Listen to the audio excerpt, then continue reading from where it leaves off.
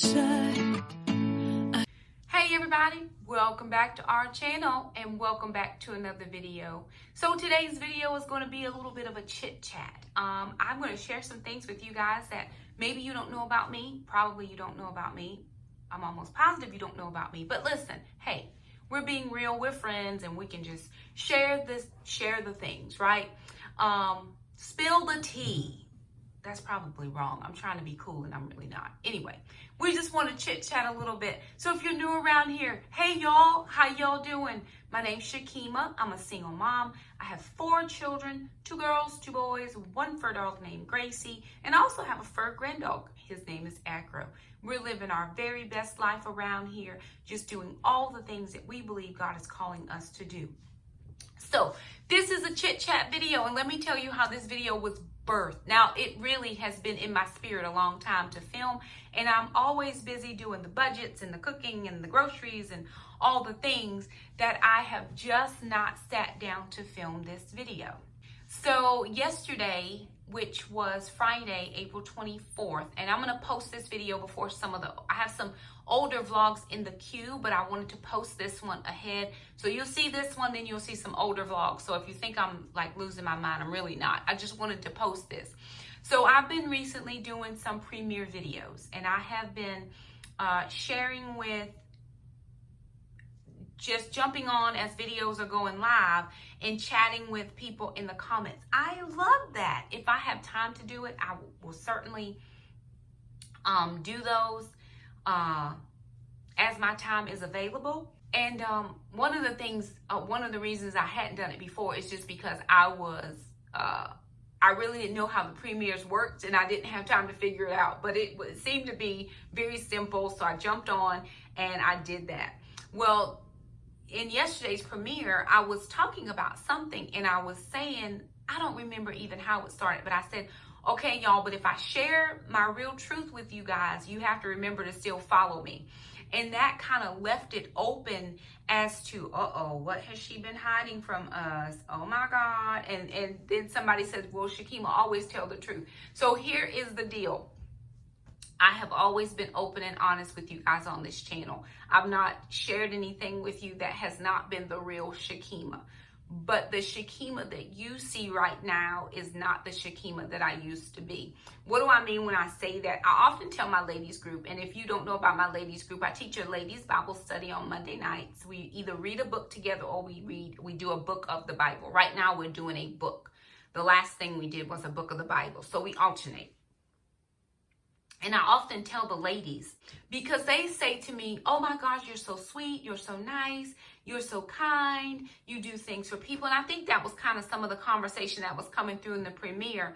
And I often tell them, I said, but if you knew me 10 years ago, you wouldn't think that, because I wasn't always nice. I wasn't always sweet. I wasn't always, whatever you see now, I wasn't always. And it is not pretense about who I am. The Lord just came in and changed me. So what do I mean? So a little bit of my backstory. I am my mom's only child. So I am a only child for my mom. My father has 7 children. And my father I call him Pretty Boy Roy. My daddy is fine. I mean, well, he old, and I don't, the women thought my dad was fine. He's half Puerto Rican and half black.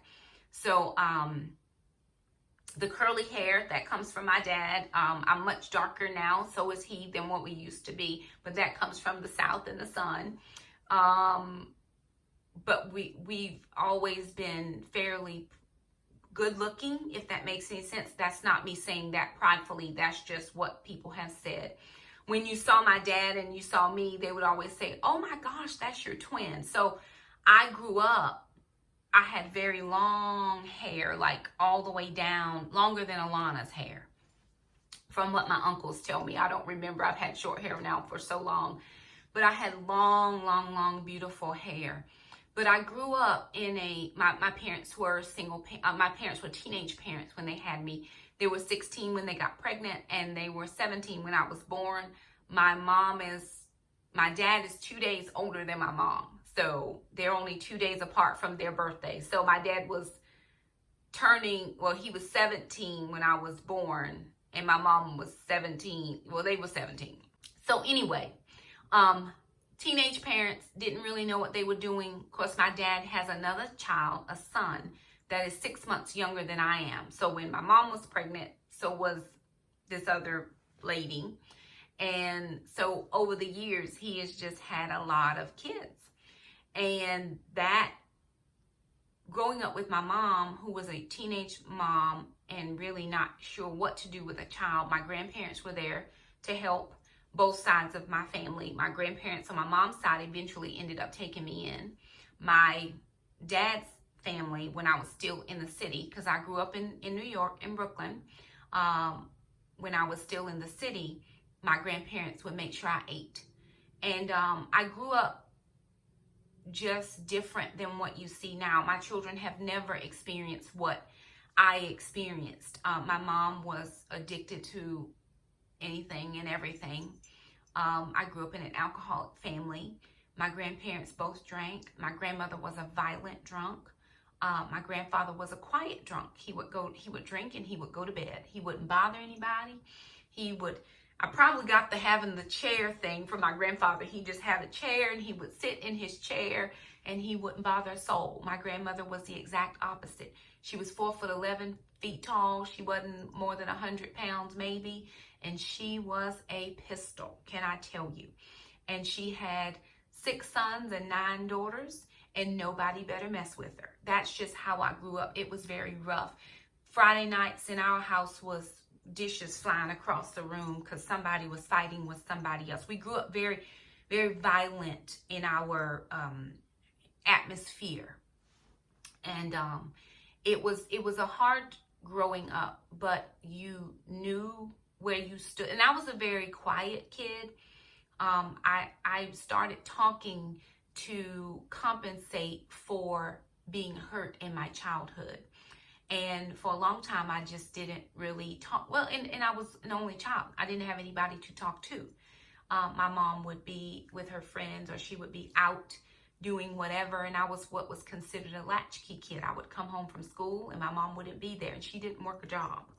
And you know, Beauty and I have come to, we made our peace with where we were in our life before she passed. So sometimes I don't share things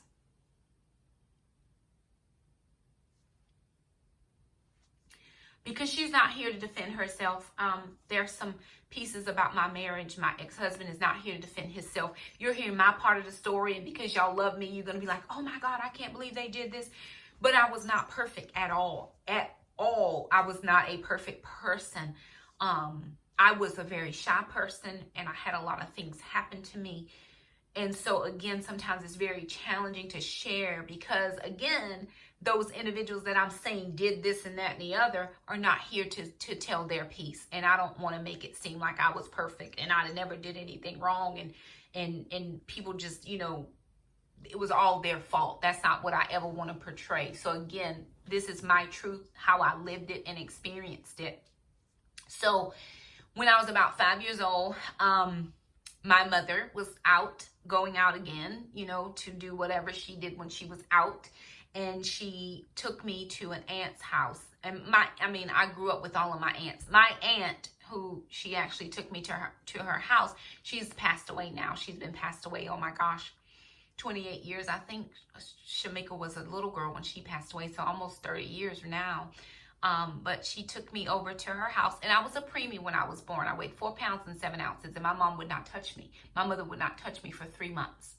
So my Aunt Irene, took care of me for the first 3 months of my life. My mother would not touch me because she was afraid. You could never tell I was a preemie. Little known fact about Shakema. So anyway, I had grown up with all of my aunts. My grandmother had all those kids. We all lived together. You know, her kids and then their kids, and we all just lived together. And that's just what we did. It's just how people lived back there in those times. So I was used to going to my aunt's house, but she was also a drunk, and she was married to a man who beat her, and he just beat her. That's how he lived his life. And so And she was a little thing. She was very, very tiny. You know, Shamika's tiny, but my aunt was tiny. And so he had these fists. His fists were like double the size of a normal person's fist. And he had like, his fingertips were not like this. They were rounded some kind of way. I think he had some kind of a disease. I don't remember what the name of it is, but his fingertips were rounded like this, and they had little balls on the end. But his hands were so big, and he would just beat her. He would beat her. And you watch this because you're with the aunt, because your mom is doing whatever. And you just grow up knowing that you don't say anything in this family. What happens in our house stays in our house, and nobody hears about it. That's the atmosphere I grew up in. So of course, one night I was at my aunt's house. My mom had left me there, and my aunt was drunk, and she used to have these French doors that closed off to her bedroom. They kind of have like a studio apartment situation. It wasn't even it just had a little room where the bed was, in a living room, and then it was like a little kitchenette mini situation. So it wasn't even a full house thing. But in New York, you live where you can live and what you can afford. So anyway, she had this French door that closed like this, and she could lock it because she had been drinking that day. And so she locks me into the room with her, because there was a gentleman there that they had been drinking together, my aunt and this gentleman. I didn't realize who this man was until later in my life. I could remember then. But the Lord, he supernaturally gave me amnesia, and I couldn't remember. So my aunt locks me in this room with her because she's going to sleep, because now she's too drunk to stay awake, and I am, staying the night, and I'm going to just be in there with her. And out of nowhere, I don't know what time it was, how much time had elapsed before she went to sleep, the doors to the French doors started to rattle. And I just remember hearing the rattle, and I'm like, what is going on? And so I'm shaking her, and I'm saying, Aunt Booty, wake up, wake up, wake up, wake up. Because the doors were rattling, and she wouldn't wake up. And so the doors open. The lock is broke, the door's open. And there's this man standing there. I'm 5 years old. I'm a little girl, 5 years old. And I remember just still sitting there, just trying to get her to wake up. And she just would not wake up. And the next thing I know, this man has his hand in my pants. And I was hiding behind the bed, trying to hide. And so he has his hand in my pants. And then I don't remember anything until the next day when I was on my way home. I was putting my shoes on, and I was tying my shoes. And I was stooped down on the ground, tying my shoes. And he stoops down beside me, and he whispers in my ear, and he says, "Don't tell anybody how I kiss." And even after that moment, because my aunt said, "Get away from her, leave her alone." She had slept through whatever took place. And even this day, and I'm 44 years old, that was 39 years ago, I don't remember anything after that one incident and then tying my shoe. I remember nothing in the middle of what happened to me. And she tells him to get away from me. I go home, and I don't remember anything until I was 12 years old. And I was walking down the hallway to my grandmother's house, getting ready to do some laundry. And out of nowhere, that memory came rushing. And it's almost like if you watch football and you see somebody running down the field with the ball, and out of nowhere comes this tackler, and they tackle the person, and all you see is they go over to the side, and they're like, what in the world? Where did that come from? So that's kind of the experience that I had. It was, where in the world did that come from? I just stopped short, and I just went all to pieces, and it was just like all these memories come flooding back. It was just those two parts that I mentioned, that first part and the tying my shoe. I still have no recollection of whatever else. But what had happened was, and I was 12 years old, but at the age of 10 years old, I had started being molested again by a family member this time. And it had went on from the age of 10 to 13. And so at 10 years old, I was being molested. At 13 years old, I was still being molested, but I got pregnant. And my family were just coming at me. It's your fault. Now, meanwhile, I'm molested by a man 10 years my senior. So I'm 10, he's 20. And it was like they were speaking like I was some type of a temptress of, I am making this man want to do things to me. And I'm thinking, and I still think this, because y'all at 44 years old, been divorced 10 years. I haven't even been on but one date, 2 dates maybe, with the same person. And that was years ago. I haven't had anybody hold my hand. I haven't been in an intimate relationship since I was married. The day my ex-husband left was the day that everything stopped. That was adult behavior. That was it. The end, done, stopped. And here they are making it appear that I was tempting and seducing him. And I don't even know if I know what that means right now. I have no way of even, it's just not me. It's not who I am.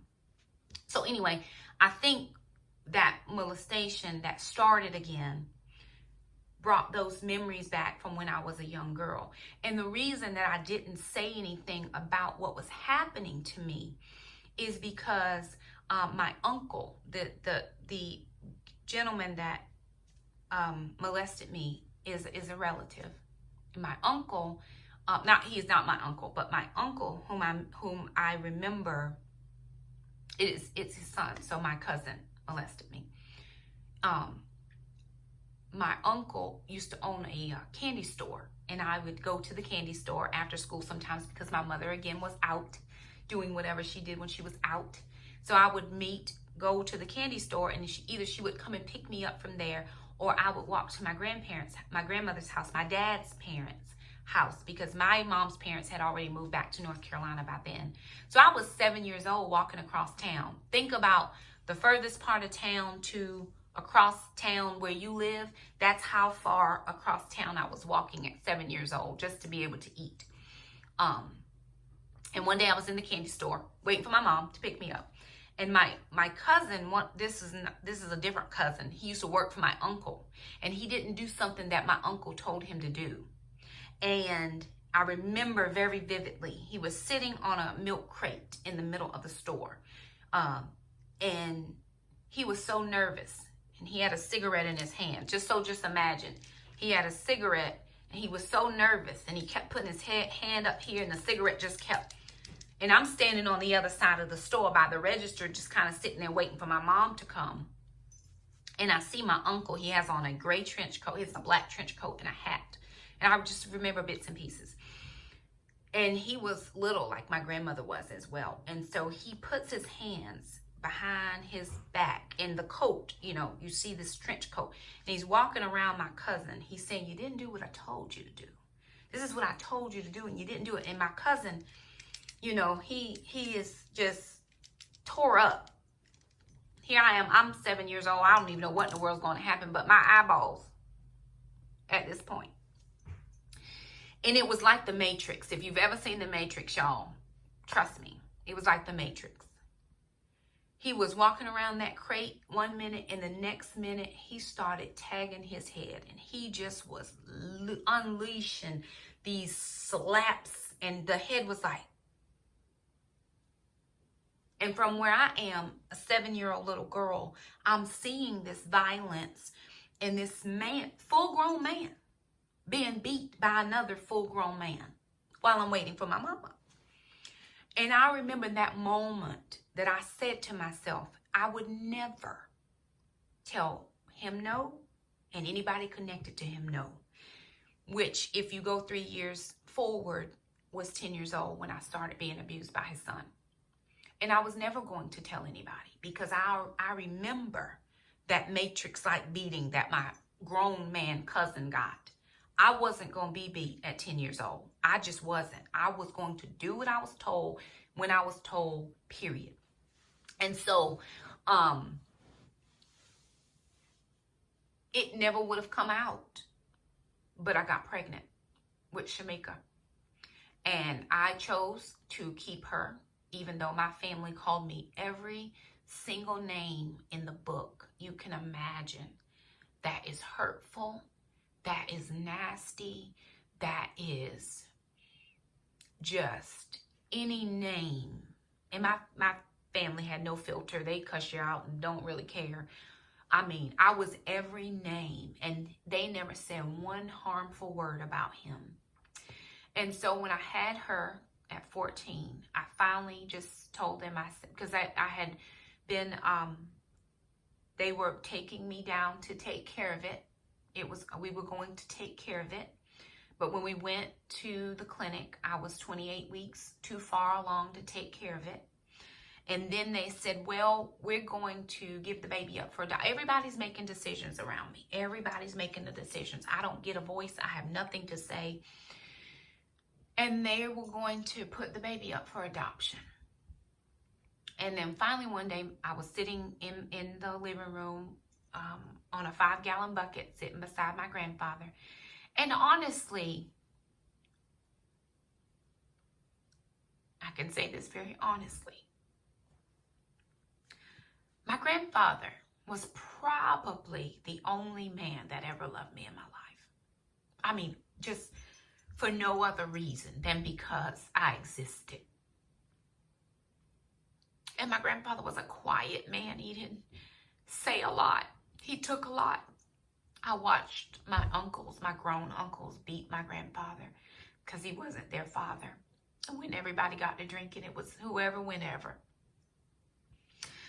And finally one day he said to me, well, what do you want to do? I didn't even know what he was talking about because my grandfather just didn't talk about stuff. But I had assumed that they had been talking about it when I went to school. And I was in a small town. I was the only person pregnant in my town. It just didn't, it didn't happen. And my grandfather said, what do you want to do? And I said, Granddaddy, I don't think I can give my baby away. That's what I said. I said, I just don't think I can do it. I said, I don't think I would be right in my head. And I don't know what he said to whom or about what, but nobody ever said another word to me about giving her away after that one time I talked to my grandfather. And I had to give y'all that background information to kind of get to where I'm trying to get to now. Because who you see now is not who I used to be. And so I had the baby, and you know how grapevine gossip just kind of starts. And I had Shakema at 14, and by the time I was 16, the grapevine said, oh, she's going to be pregnant again before she turns 16. And 16 came and went, and I was not pregnant again. And then, oh, you know who she's going to, and then I was pregnant 3 times according to the grapevine. Was not ever pregnant ever in that time. Just how people assume you are, and you're not like that at all. I mean, I had never really been with a man before any of that had ever happened. It's not who I am. It just wasn't what I believed, and I didn't know anything about that type of adultness. We didn't talk about it in our family. We didn't have the coming of age chat when you have your cycle. You know, I cycled early. I developed early. It just is how my body worked. So all of that. I met my ex-husband when I was 15. We went out on our first date when I was 16. And he knew my story. He knew everything that had happened to me, and he didn't care. And he was like, doesn't matter to me, you know. So here I am thinking, okay, this is going to be my ticket. This is a man. He loves me. He knows my story. He doesn't care. He accepts my child. And we get married when I was 19 because I told him I wasn't playing house anymore. We did live together a year. We lived together a year before we got married. We were dating 2 years prior to that. And I just said, listen, I'm not playing house anymore. I'm just not doing this. We either going to get married or you move out. He moved out. I should have gotten the hint. And I let him be moved out. And he would call me and want to talk to me. And I just ignored him for 3 months. And then after that 3 months, he said, if you take me back, we can get married. When it was time to get married, he said, well, if you let me buy you a bigger ring, we might wait a little while to get married. And I said, nope, I'm going to take this $99 special and we're going to live our best life. And we got married. And I thought, okay, life is going to be great. It's going to be better. I have this husband. I've got this baby. We had Shakema at the time. We were getting married. And life was going to be great. And then we had Trandon. And I thought, wow, life's going to be great. And it wasn't great. Long story short, I had a man who knew that I was a good wife. I could cook, I could clean, I could manage a home. I could do all the things that a wife did, but he never wanted to be married and he never wanted to have children. And I didn't know that going in, because had I known that going in, I would have never married him. But I wanted to be married. I always wanted to be a wife and have kids and have a family and all the things. And money was bad. And then intimacy was a struggle. It was just not something that came naturally to me. And I was hurt by life and the things that had happened to me in my past. And I had decided at some point in my adult life that nobody was ever going to hurt me again. When I got old enough to take care of Shakema, I said, nobody in this life or the next is going to ever hurt me again, period. The end. I am going to take care of me. And because that was my thought, I became a hard person. Very hard. And I was very sarcastic and I was very cut you off. You would say something to me and I would bite your head off. And I was not angry. I had moved beyond anger. I was at rage. And I lived a life of rage. Now, I didn't live that when I was working, or I didn't live that when I was at church. And I loved God. I mean, I loved the Lord. It wasn't like I didn't know Jesus. I knew Jesus. But it was all that hurt and bitterness and stuff. And okay, I got married and he knew about me and he still doesn't love me. But he said he did. And now I've wasted all my time. And now we got these kids and now he says he wants to leave. And, you know, now I'm looking in the face of a divorce. And that we were looking at that several times. And I remember right around the time that we got pregnant with Alana, and I had to beg for Alana for 6 years. I begged for her for 6 years. Right around the time that we got pregnant with Alana, my ex-husband got saved, and we were living for God. We were serving in our church. We were made deacons in our church. Then we were doing the youth ministry, and we were doing middle school ministry, not the teens. We were doing middle school. And one Sunday we were at church. Alana had just been born. We hadn't been there. She hadn't been born very long, but long enough for me to be out for that time and then go back. And we were renewing our vows. We had taken a marriage class. We were renewing our vows. And I mean, I'm telling you, y'all, I was angry about life. I was angry with this man. I was just angry about things. And we were renewing our vows because we had taken this marriage class. And pastor was praying and he said, I want to pray for rage. And he was speaking to me. He wasn't speaking to me specifically, but he said, I want to pray for rage in this group. And where I had, and I wasn't just angry. You have to understand, I was rage. I would just get blind, red rage. My son, Trandon, has suffered from blinding rage before. And it wasn't anger. It was just like blackout, totally not even know what you're doing type of rage. Now, I was never violent towards people.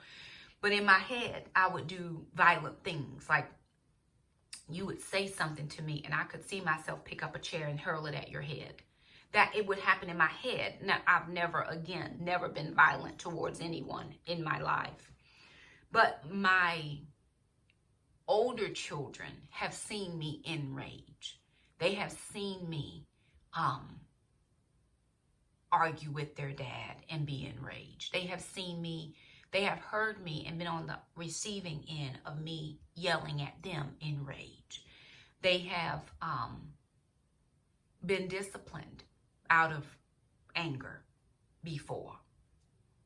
And I'm not proud of that. I have apologized to them and asked for forgiveness of them. And I've never been angry at them. I've just been angry at life and what it had done to me. So when he called for prayer, for rage, I honestly and sincerely prayed a prayer. And I said, Lord, deliver me. And instantly the Lord delivered me from that. That broke off of my life. And I have never been enraged since. I've been angry, but I've never been enraged since. And I said to my husband at the time, I said, we will not argue in front of the children anymore. We will not. We cannot. We are a united front everywhere we go. If we need to discuss later, we'll discuss later. And we were solid for a long time. We were solid for 3.5 years. Then he wanted to move again, and we moved here to where we live now, and left our home, left our church, left our family, we had only been in our home about 2 or 3 years, and we were chasing a dream he had. You know, I've been living my dream. I'd been teaching for a long time, and I was not going to stand in the way of his dreams. I was happy to go anywhere he wanted to go. He was like my air. The air I breathed was the essence of who he was, and I needed him to survive. And I became very codependent on him. I was very afraid to do anything. Every idea I had was stupid. Every idea I had was that was never going to work. We struggled with finances, and I said, can we sit down and talk about the finances? Let's budget. That was never going to work. And so we had so much mounting debt, and when the debt mounts, the marriage gets bad, and when the marriage is bad, the family's bad. And I used to keep my kids out of the house because I didn't know if he was going to hurt himself or not, and what we were going to find when we got back home. He was just so depressed and so angry, and he would be happy one minute and depressed one minute. And we moved here for this new job that was going to make everything better. He lasted 6 months, if that, on the job, and then he quit without even consulting me. He just quit. And here I'm thinking, I can't even fathom how we're going to survive. We're doing the best we can, and we're swimming upstream. And I got so angry one day when he quit that job. I took all of his clothes out of the closet, and I said, you cannot live here. You must go. You must go right now. Be gone. Please be away from here when I get back. And again, the Lord came down and he said, Shakema, this is not the way. And it was not the way. And he stayed, and we worked through it as best as we could, but we were sinking. And then finally, as I am so anxious about new jobs, because he quit his job, he got another job, he quit that job, he got another job, he quit the job, he got another job. Then it was like, okay, well, we're going to move back home to where we came from. And he says, because now I have questions, because before I would just do whatever he said. It was what it was. It was okay. And then it was, I'm asking questions. Well, where are we going to live? Because we had rented out our house. Somebody was living in our house. Well, where are we going to live? How are we going to, So I had secured a job. I had actually secured a job back in the county that I had come from. They were starting a new program, and I knew the director, and she said, Shakema, you'll be the perfect person. I'd worked with her in some other committees. She said, Shakema, you'll be the perfect person to get this program off the ground. You have a job. So I have a job. And I'm sitting there with him. We're a family of 4 at this point. We're a family of 5 at this point because we had Alana. And I'm asking him, so how are you going to contribute? What are you going to do? And he sat in the chair looking at me, smug as he pleased. And he said, I could have my old job back tomorrow. I said, good, get it back tomorrow. Tomorrow came. And I said, did you get the job back? He's like, well, no, they hired somebody else, but they told me to do a proposal and maybe they would take my proposal. So here I am, I'm trying to help him do this proposal so he can get this business started. So now he's going to go into business for himself. Okay, fine, let's do this. Let's get it started. And nothing would ever work out. And it was like, man, I cannot do this with you. We had been in it now about 18 years, 18 long years, and I was done. Shakema was done. So I said to him, I'm moving out. I'm taking my children and I'm leaving you, period. And so that's what I did. Packed my stuff.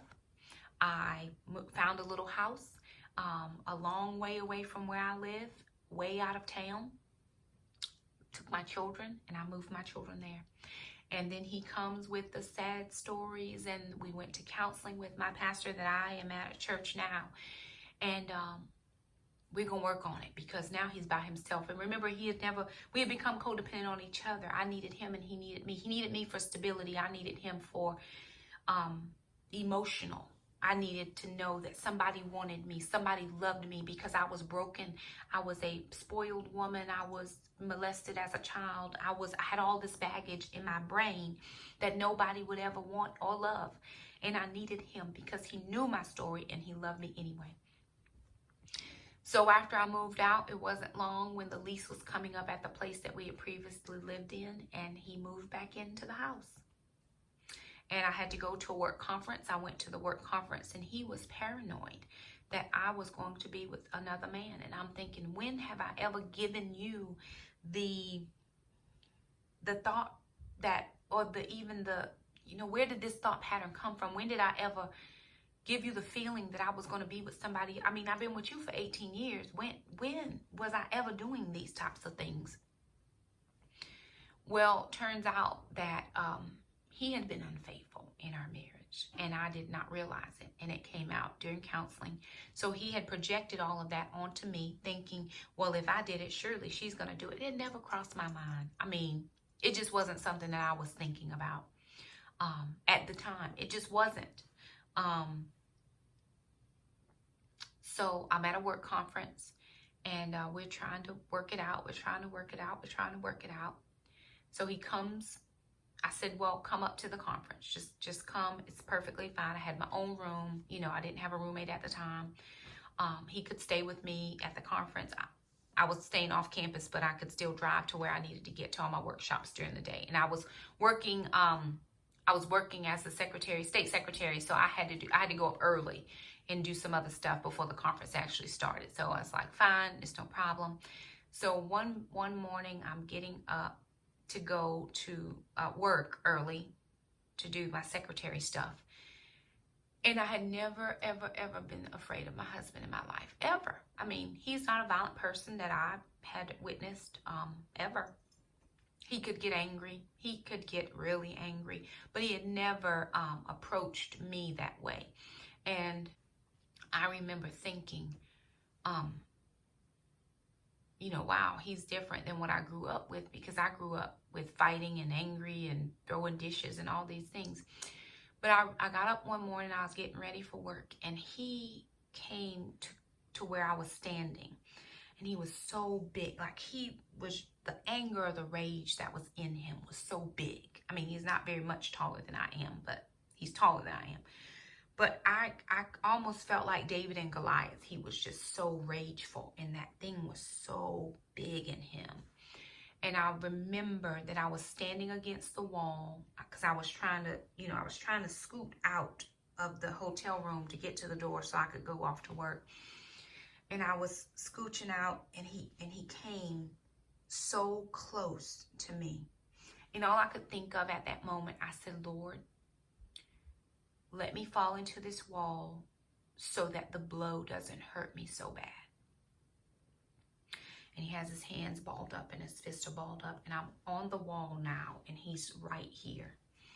And he's so mad. He's so mad. And I don't know what I did or didn't do or didn't say, or what was the thing. But the Lord kept me, and I was able to get out of the room. He did not do anything to me, but I could get out. And I knew in those moments my marriage was over. What I had created in my head was over. and I needed to get out. I didn't realize that we had already, in that time that he came there, created Jackson. And so Jack was our let's make our marriage work baby. And as it were, the marriage did not work, because when Jackson was 4 months old, we were in the house. He was still with us at the time. The kids and I were just sitting in the living room, laughing and giggling. I got this new baby. I'd been on bed rest for 8 weeks prior to that, because I was stressed out, so stressed out, just stressed. And he comes out of the bedroom with a gray bag over his shoulder, and he walks out of the door. And I remember saying to him, don't take my car, take the van.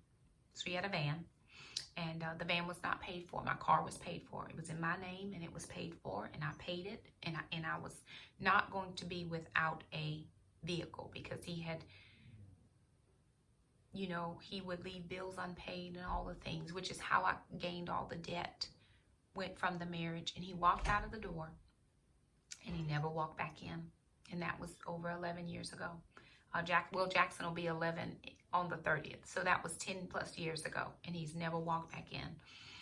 I was done. But I was so angry and bitter, and I said, okay, God, he's gone. I said, now I want to feel every emotion that comes with breakup, that comes with divorce, that comes with separation, that comes with being a single mom. I want to feel every emotion so I don't do this again.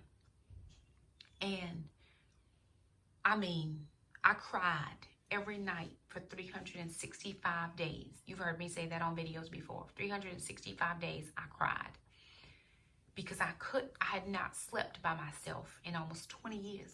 And here I am every night sleeping by myself. I had not been a single parent in almost 20 years. And here I was, being a single parent, raising kids. And so raising those kids and being just all the emotions and then he left all the debt. And so I had to figure that part out. And I'm working, but I had been out of work for 8 weeks prior to that. And all my time was gone. I only got half a paycheck that month. And it was just so crazy. And all of that to say, I was living, my life had exploded, imploded.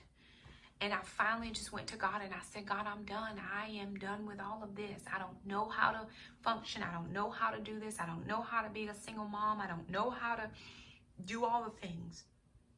But you're going to have to help me do all the things. For the next 3 years, God just kept me. He kept me sane. He kept me whole. He kept me in my right thinking. He kept me focused on my children. But again, when you have anger, and now it went from anger, because I thought, okay, I've forgiven him. I went through the process of forgiveness.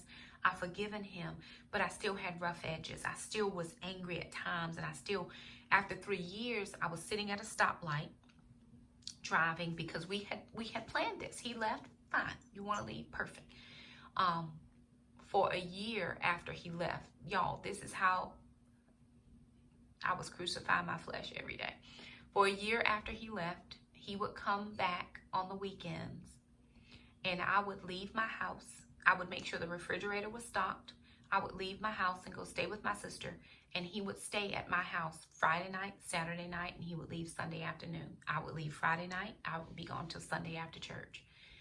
And I did that for a year, because he couldn't find anywhere for him and the kids to stay. He didn't have enough money for a hotel room. He was trying to stay with a friend, so he could only come over and visit the kids because I had the kids during the week. I had the kids on the weekends. He didn't come. And one day I was getting ready to leave, and he came we were living in the apartments then, and he came, and I was getting ready to leave. He took off his shoes. He did one thing, took off his shoes, like he lived at my house. And it was 1 solid year from the first time he had ever come there. And the Lord said, Shakema, this is done. We are done with this, because he doesn't realize he's not married. He's still married to you. He just doesn't live here. And I said, okay. So we were done with that. I filed for divorce. I actually had to file twice because the first time my paperwork was not done right, or that one of my papers was signed on the wrong date. And I had to file twice, and I had to pay for it twice. And so I was sitting at a stoplight one day. I was driving. I was going back and forth, this activity, picking up a kid. We had started homeschooling. And so I was getting these kids, you know, this kid from here in Trandon had to be doing stuff. And I sat at that stoplight and I said this to myself. I said, Lord, I said this to the Lord, but in my head, I said, Lord, run him over with a bus. Run him over with a bus. And the Lord showed me in that moment, this was 3 years after he left, that I was bitter. I had gone from anger. Now I was bitter. I was bitter. I was mad, big mad, big mad. Y'all, I mean, now I think about it, and I'm like, Shakema, what in the world, girl, were you doing? And I was just big mad. But, and so I had to work through that, and I had to work through it, because then we were going to go to every other weekend. And so fine, I would leave here, I would drive halfway on a Friday, I would meet him, and then I would drive halfway back on a Sunday to come and get the kids. 2.5 hours I would drive, and then back. And meanwhile, every day during the week I have them, plus I'm taking them to their activities and all the things. He wasn't paying child support. I was supporting them. I was paying the debt. I was doing it all. So in my, you know, there's a lot happening. But I was dealing with the Lord, and me and God, we were talking, and he was working with me. He was chipping off my layers. He was helping me to figure out who I was and what really was on the inside of me. And I was still angry with, you know, my kids would do something and it would make me mad, and I was angry at him, but I was taking it out on them. And then I had a really, really good friend of mine. Her name is Kelly, and I'll never forget this. She said, Shakema, your kids expect you to get mad. She said, they fully expect you to explode and blow up and be angry. She said, do for them what is not normal. She said, respond how you wouldn't respond. She says, if you want to get mad, don't respond at all. Just don't say anything. She said, it's going to do two things. It's going to put your kids off, because they're going to be like, what in the world is wrong with mama? Because this ain't how she really act. And then it's going to help you. You know, it's going to help me not always go to that, you know, explosion. And I was like, okay, perfect. So I started implementing that. And I was like, Lord, I'm not going to blow up at my kids. I'm not going to be angry. This is not their fault. They are going through it just like I am. And so I did that for a long time. Just not responding, not reacting.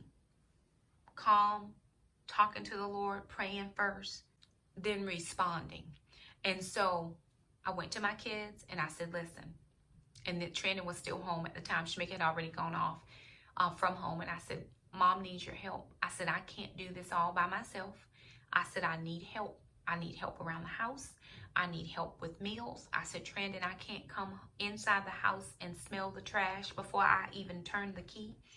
It just things have to be done. And that because I was working on Saturdays at the library, cleaning the library, so that we would have an extra little bit of money. I was making $30 a Saturday. So we would have an extra little bit of money to do things, because I had, again, all the debt. I had made all my arrangements with different debt collectors, and I was paying it, and we were budgeting by then and just trying to live. We were living in a 2-bedroom apartment that the Lord had sent us to for a great amount of money, and I was able to pay my bills without depending on him for child support, because he did not pay child support. And so we were making life happen. And I just prayed about it and spent a lot of time with the Lord, and a lot of time reflecting on Shakema and dealing with the anger and the hurt and the pain. Like, why didn't anybody come to my rescue and help me when I was a little kid? Why didn't anybody stop people from hurting me? Why didn't anybody stop people from talking bad about me and saying all the things that I wasn't? But it made them feel better about who they were and what they allowed to happen. And I said, God, I don't want to be this person anymore. And I remember I was 33 years old, and we were in prayer one night, and I was so mad. And I just began to declare to the atmosphere that I am not from the wrong side of the tracks. That's what my ex-husband's family told me. Oh, you're from the wrong side of the tracks. I'm not from the wrong side of the tracks. I am worth somebody loving me. I am worth God loving me. I am somebody. And I remember just wailing and shaking my fists at the enemy. I was loud. Just letting him know, I see you, devil, and what you're trying to do to me. And when I tell you things broke in my life, am I perfect? No. I still get angry with my children. I had to run errands today, and I've not been taking the kids out to run errands for my elderly friend because I want to keep them as protected as possible. And I came home, and the dishes had not been done, and some other stuff that they know to do had not been done. And I looked at them, and I said, y'all, you know what to do. Yes, ma'am. And I'm like, but y'all say, Mom, you're always getting angry with us. I wouldn't get angry if you did what you knew to be needed to be done, got done. And so they couldn't wrap their minds around, really? Oh, we should have done that? Yes, you should have done that. Because you know how I'm going to be responding if you don't do what needs doing. And so when people say, oh, Shakema, your kids are so helpful, you're a good mom. I wasn't always a good mom. Not in the emotional department. I could cook and clean and pay bills and clothe them and feed them and all the things. But sometimes I wasn't emotionally attached. I never was allowed to make emotional attachments with Shakema. That wasn't allowed. I could take care of her needs. That was it. I couldn't love her. I couldn't, hold her. They wouldn't let me hold her. I couldn't cuddle. We couldn't do any of those things. When Trandon was born, I knew the moment he came out that something was not right with my son. And Trandon didn't want to be held. I would go to hold him and he would scream, bloody murder. He screamed for 4 years of his life. He would not let me cuddle him. When I had Alana, we were hitting all cylinders. We were serving God. We were living our best life. Alana was our joy. She was our beauty for ashes, if I could say that. And she was born beautiful. My kids are cute, but I have to show pictures of her when she was little. Alana, there was something different about Alana.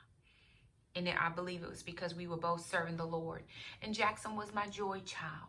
Jackson would just cuddle. He was my cuddle bunny or my snuggle bunny. He would just get underneath me and he would be right there. And we co-slept because he needed to nurse at night and I needed to sleep so I could get up and go to work in the morning. So he would nurse at night and I would just keep him in the bed with me. And he was just that individual kid. And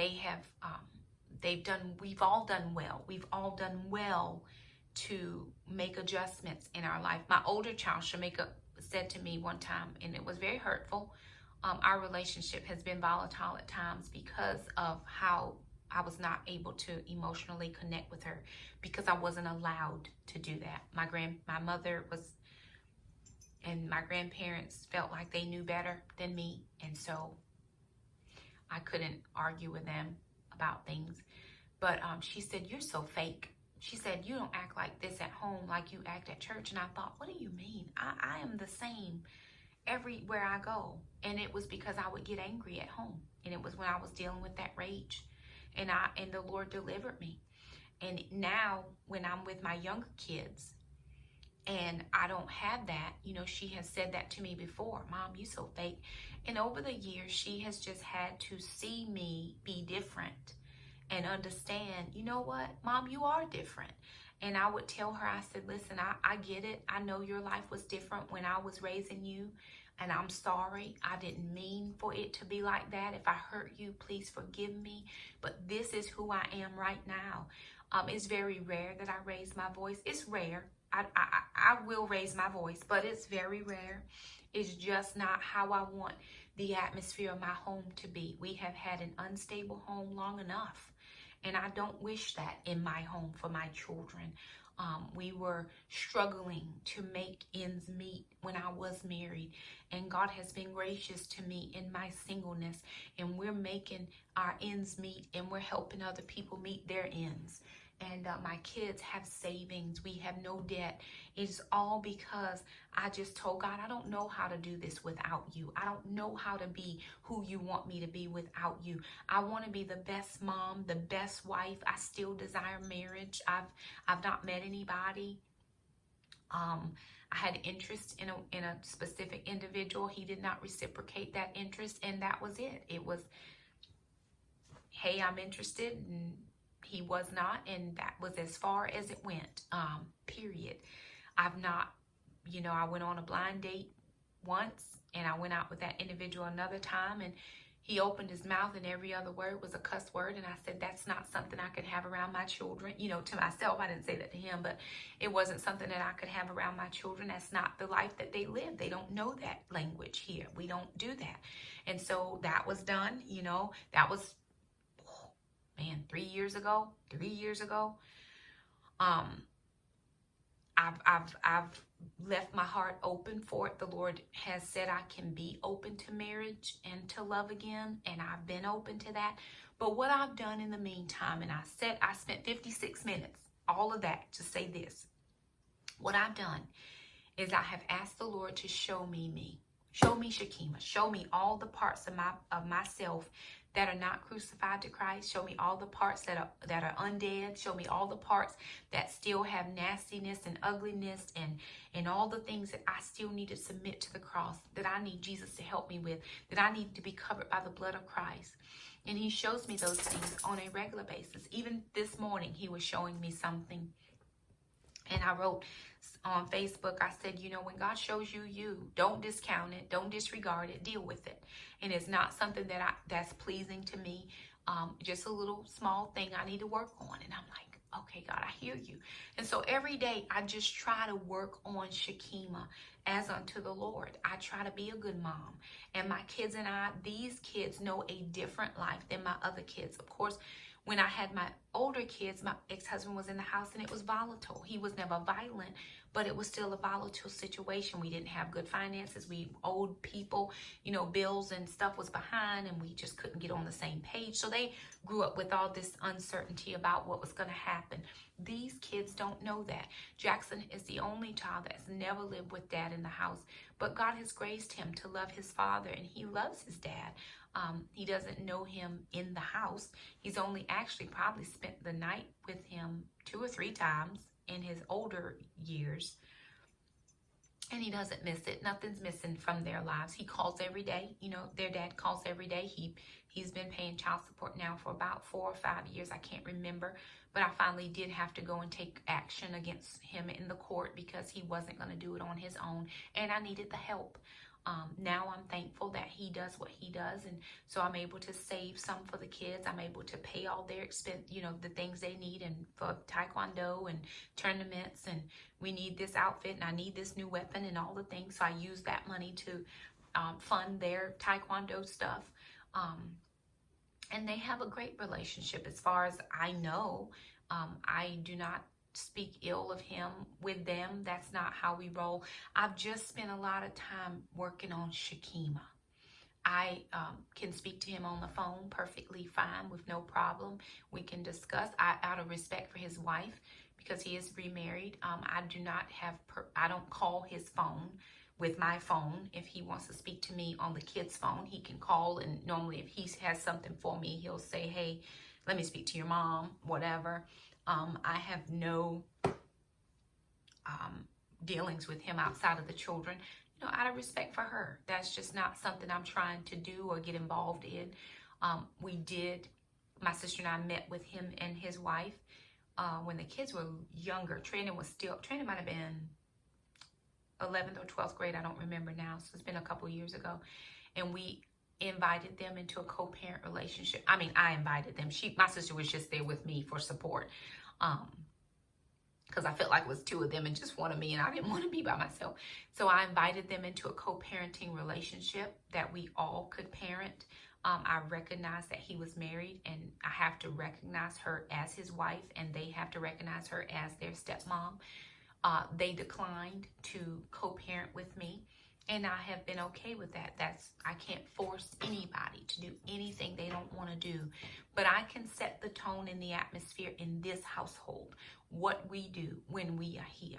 He's been here several times to visit the children, and I will either stay in my bedroom and let them visit, or I will go off and do something and let them visit. He's never stayed here in this house, but he has come here, or he'll come and he'll pick the kids up and take them to do something and bring them home and that type of thing. He's met us at Taekwondo events, and he has brought them home or spent time with them, and I've got them there. He's brought them back when he used to live in South Carolina, because we do a lot of tournaments in South Carolina. He lives in Florida now, so I don't regulate his time. I do ask him to let me know ahead of time if he wants to do something with the children, because I have a schedule.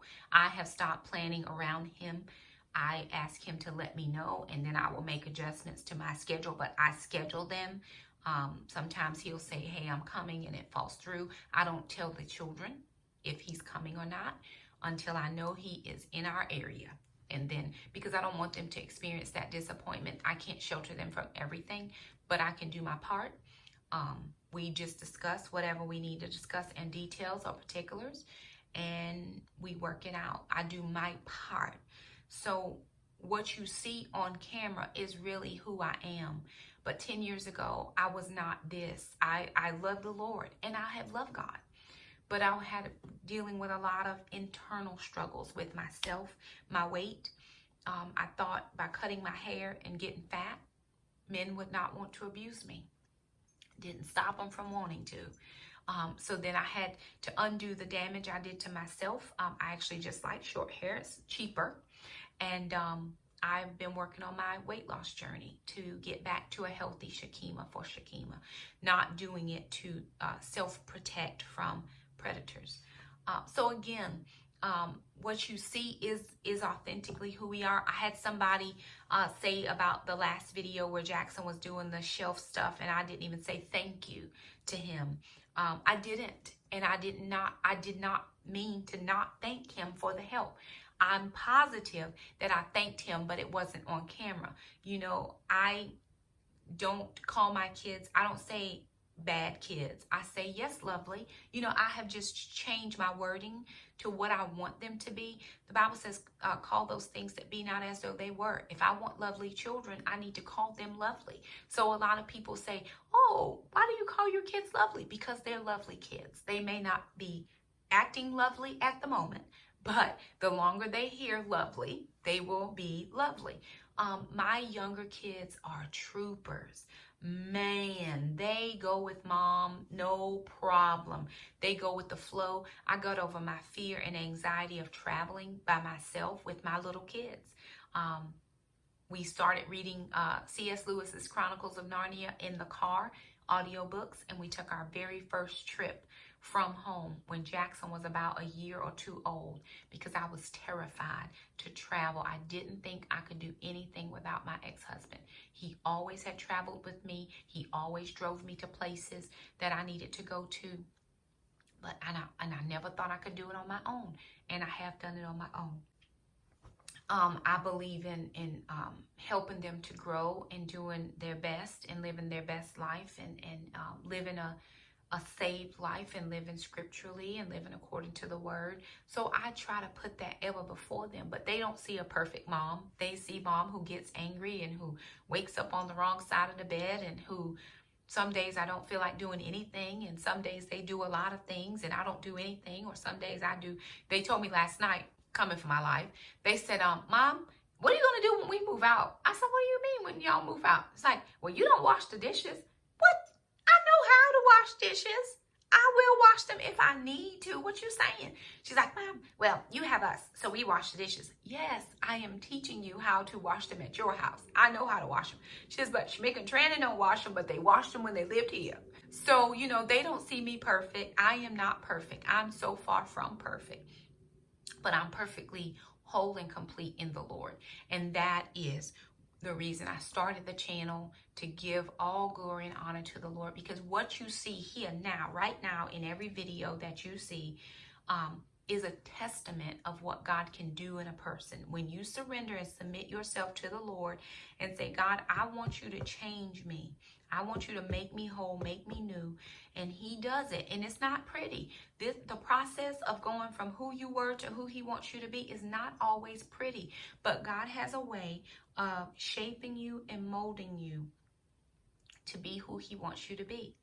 All you have to do is be open to it and open for it. So that was just one of those things that came through in the premiere yesterday. And I wanted to make sure that I cleared that up. My kids and I that live here, and even my older kids, I'll just say this last thing too. Even my older kids now really appreciate who I am now. They didn't always appreciate who I was 10 years ago. They moved out and they love living on their own. But when they come home, we have a good time. During this stay at home, we've been video chatting and we laugh and we have a good time. There's nothing that I need that they wouldn't do for me. We're creating a new normal in our family where we had, I grew up in volatile home. They will not grow up in a volatile home. My older two, of course, they had that in the beginning, but now what they see now is what I'm hoping to perpetuate down the generations. I don't want my grandchildren growing up in these turmoil things when, once any of my kids start having children. Shamika just has acro, and she traumatizes him sometimes, and I do have to get on her about that. But she becomes more and more like me every day, saying some stuff I say or doing. She says, Mom, now she can thank me for how I was. It wasn't always like that. And I was harder on her because I knew her life was going to be different. I knew she already had the deck stacked against her. When I was pregnant with her, they said that she was going to be retarded. They said she would not be able to function because of the closeness of the relationship with myself and her father. We're first cousins. And that couldn't be her testimony. It just couldn't be. And so I would just pray and I would ask God to help her. And then along her life, and before I knew how to articulate it this way, I used to tell her, you're going to be somebody because I said so. I felt like, if you watch the Clark sisters, I felt like Maddie Moss Clark. I did. We don't do easy in this house. We do excellent. And I would get in her face and I would say, you're going to do this because I said so.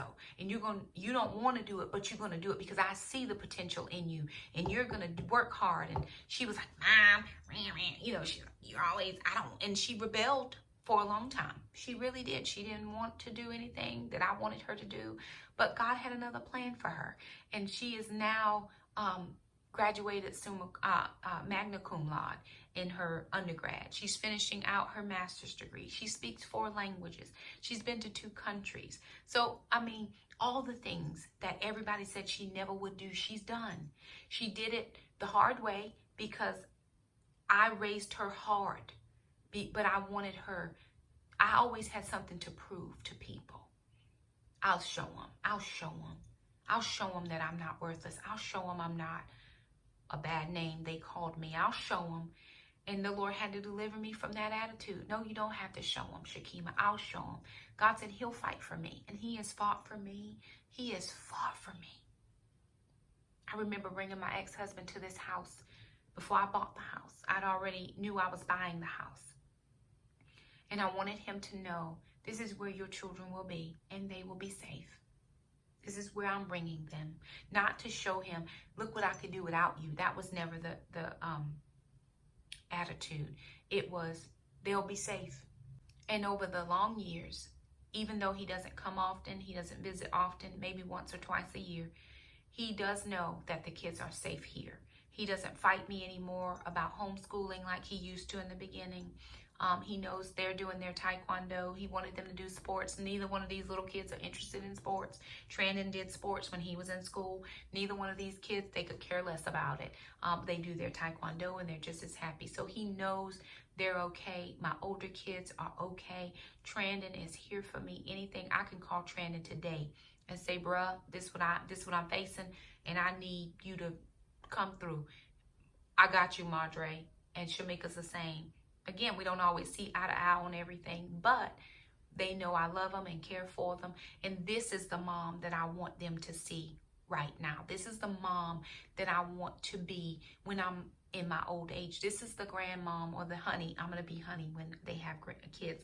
This is who I want them to see, because honeys is sweet. And I want them to see that I was sweet and I was nice and I loved people and I cared about them. And I might have, had to get in their faces and say, okay, listen, let's get this together. But it's because I care for them and I love them. So anyway, this is me. This is Shakema. Really, who you get now is the best part of me. I'm growing every day. I'm thriving every day. I'm learning every day. God's correcting me every day. He's course correcting me. Even when I think I'm going on the right road, sometimes you swerve and God's like, nope, back over here.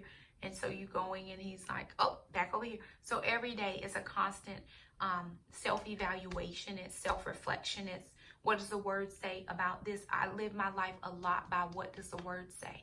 What does the word say? And if the word doesn't say it, then I'm not doing it.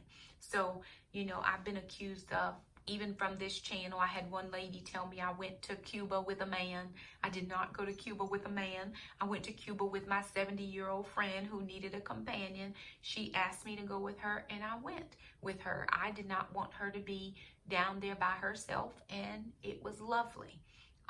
She was giving me an experience as well that I've never been to another country.